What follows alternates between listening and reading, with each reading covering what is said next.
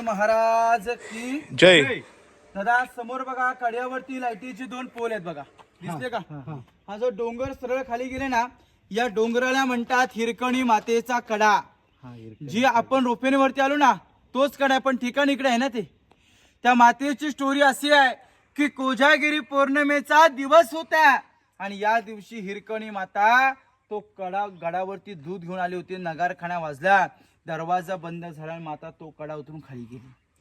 त्या मातेची स्टोरी अशी आहे की गडावरती कोजागिरी पौर्णिमेच्या निमित्ताने दानपट्ट्याचे कार्यक्रम आहेत आणि माता गडावर दूध घेऊन आली.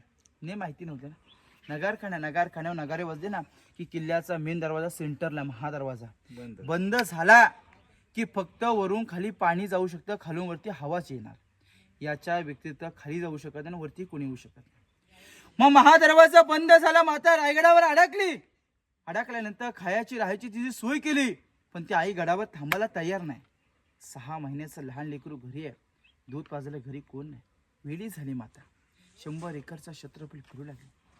अखेर पश्चिमेच्या कड्यावर गेली. पायातली हातातली चप्पल त्या कड्यावर ठेवली आणि दगड धरत रात्रीची 12च्या सुमारात माता कडा उतरून खाली गेली. बातमी शिवाजी राजांना समजली आणि बातमी समजल्यानंतर मातेच्या घरी पालखी पाठवली. पालखीच्या आईला बसवलं, रायगडावर आणलं. विचारलं की माता जो कडा तू रात्री खाली उतरली तो कडा दिवसाची उतरून दाखवते. काय म्हणजे राजा, आता नाही जाऊ शकत.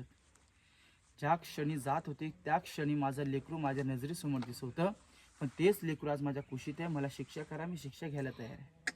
पण तिला न शिक्षा देता तिचा सत्कार केला. तिच्या नावाने त्या कड्याला नाव दिले हिरकणीचा कडा. किती आईचं प्रेम बालावर आहे. या अगोदर 400 वर्षापूर्वी ते हिरकणी दाखवलं की एक आई बालासाठी काय करू शकते.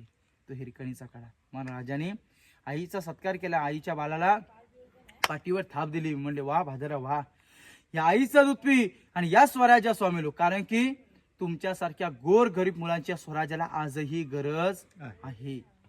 आणि त्याचं नाव ठेवलं झुंजारराव म्हणून शिवाजीराजांनी. समोर हा आयताकृतीचा खड्डा बघा. त्या उजव्या कोपऱ्यामध्ये दादा 12 पायऱ्या. 12 पायऱ्या जमिनीत खाली उतरत नाही की आडव्याची रूम आहे. खलबतखाना.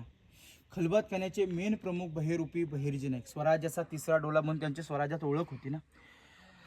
औरंगजेबाच्या दरबारामध्ये जाऊन त्याच्या दाढीला हात लावून येणारी स्वराज्यात एकच व्यक्ती बहिरूपी बहिर्जी नाईक. राजे सतत म्हणायचे स्वराज्याचा 3रा डोला बहिरूपी बहिर्जी नाईक म्हणून त्यांना म्हणतात खलबतखाना.